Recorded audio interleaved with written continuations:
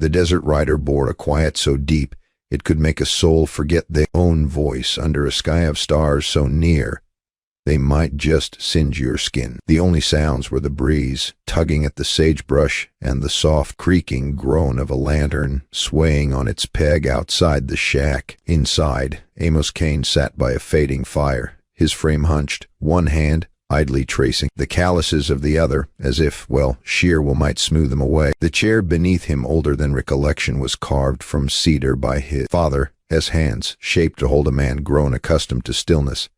Amos hadn't he always been a man of few words. Years ago, before drought and barren fields, before the tragedy that claimed his sister, leaving him to tend 2 homesteads worth of ghosts, he laughed, like anyone else. But the land, it keeps its own ledger, and it had etched its mark on him, deeper than most. In the village of Redstone Hollow, folks murmured he was jinxed. Some said no woman could stand to share his life. Others swore his livestock perished too often, that the soil under his boots turned to dust because it rejected him. Nobody dared say it to his face. Still, Amos caught their whispers, carrying their judgment like a thorn lodged in his flesh. He told himself it didn't matter, but on nights when the dark stretched endless, he wondered, had the desert simply outworn him? It was on such a night, the wind sharp with the scent of coming rain, that he saw her. Eliza Jane Carver stood at the crossroads, her cloak heavy, its hem dark with damp. She held no light, only a worn prayer book, clutched tight to her chest, as if its weight could, somehow, anchor her. The rain fell in curtains, blurring her form until she seemed more spirit than woman. Amos reined in his horse, tipping his hat as brim. "You, all soaked through standing there," he said, his voice rough from neglect. She blinked, startled, and he saw grief, as lines etched deep into her face. "I'd soak through anywhere," she replied, her voice faint but firm. He dismounted, mud spattering his boots. For a moment they just stood there, the storm wrapping them in its shroud. Then he nodded toward the shack, its faint glow. "Better come inside."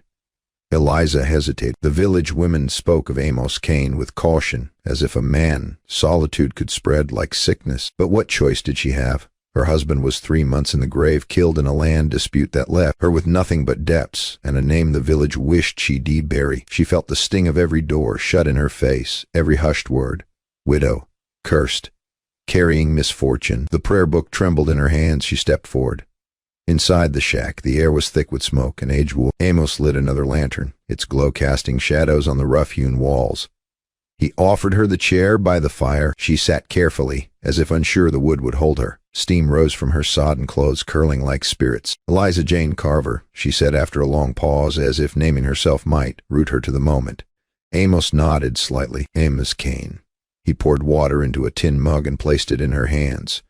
They sat in silence, the storm pounding the windows. By morning the desert gleamed with mud, the sky blazing clear. Eliza rose early, smoothing her hair in a gesture more habit than pride. She expected him to send her off, but Amos handed her a pair of worn gloves. "If you were set on staying busy," he said, "the fence out back, it needs fixing."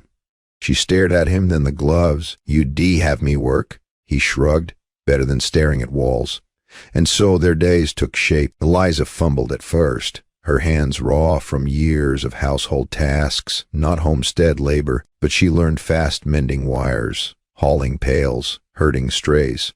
Amos spoke little, guiding her with a nod or a curt word. At night they shared simple meals at the same table, quiet filling the spaces where joy might once have lingered. The village took notice. By the second week, whispers spread like dust. At the general store, women pursed their lips and muttered, "Living with him already, a young widow with no decency." In the tavern, men chuckled over their whiskey. Cain's found himself a woman at last, took in the cursed widow perfect pair.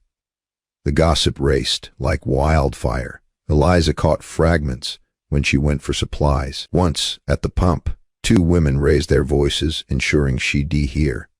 "She'll never give him a child, mark my words. Some women are just barren by fate. That one carries sorrow in her bones." Eliza lowered her pail with steady hands, but her heart, it burned. Back at the homestead, she worked until her hands bled, refusing to let Amos see how the words cut. He saw anyway. He noticed how she lingered after dusk, staring at the horizon with eyes too heavy for her years. One evening he found her by the corral, arms crossed tight. "They think I came to snare you," she said, voice taut. Amos leaned on the fence, his face unreadable in the fading light. "Folks think a lot of things." Her breath wavered. "I didn't ask for this shame, these words." He looked at her, truly looked, seeing not the gossip, shadow but a woman carved by resilience, too young for such sorrow. "Nor did I," he said. The words offered no comfort, but they settled like a shared truth. Nights warm. One evening, as Eliza dozed by the hearth, Amos rose and draped a shawl over her shoulders. Her eyes flickered open, meeting his. For a moment, neither stirred, caught in a silence, not empty but alive with understanding. Then she looked down, fingers clutching the shawl, and he returned to his chair without a word. It was not yet. It was survival, tracing the edges of companionship. Survival, it can waver. The labor wore at Eliza until fever gripped her. She tried to rise to prove her strength, but her body failed. Amos sat through the nights, cooling her brow with damp cloths, his call-used hands clumsy with care. He recalled the village words, cursed, barren, and felt anger smolder. When her fever broke, Eliza wept, not from frailty but from the weight of all she bore. In her tears, Amos saw it. She had no one else, and maybe never would. He did say it, but something in him shifted. Then came the day she staggered in from the barn, pale and trembling, hand pressed to her stomach. Amos moved toward her, his voice tight with worry. "I did to know," she whispered. "I thought it was exhaustion, but it is not." Her eyes shone with fear and wonder. "I am with child." The words fell like pebbles into a quiet pool, rippling between them. For a moment he was still. Then the truth sank in, drowning out the village whispers cursed, barren, shameless. All wrong. She carried life. Eliza, hand shook against her skirt. "It was before he died, my husband. No one thought I could." Her voice cracked, lips pressed tight. Amos stepped closer, his eyes alight with something she could name. She braced for judgment, but he only said, low and sure, "Then the gossips got less to stand on."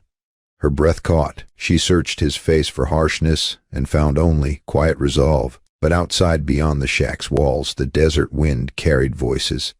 The news spread faster than rain on parched earth. By nightfall, the village would know. Eliza Jane Carver, widow, bore life under Amos Cain's roof. If you enjoyed this story, please like and subscribe for more tales of resilience and redemption from the heart of the desert. Your support, well, it keeps these stories alive.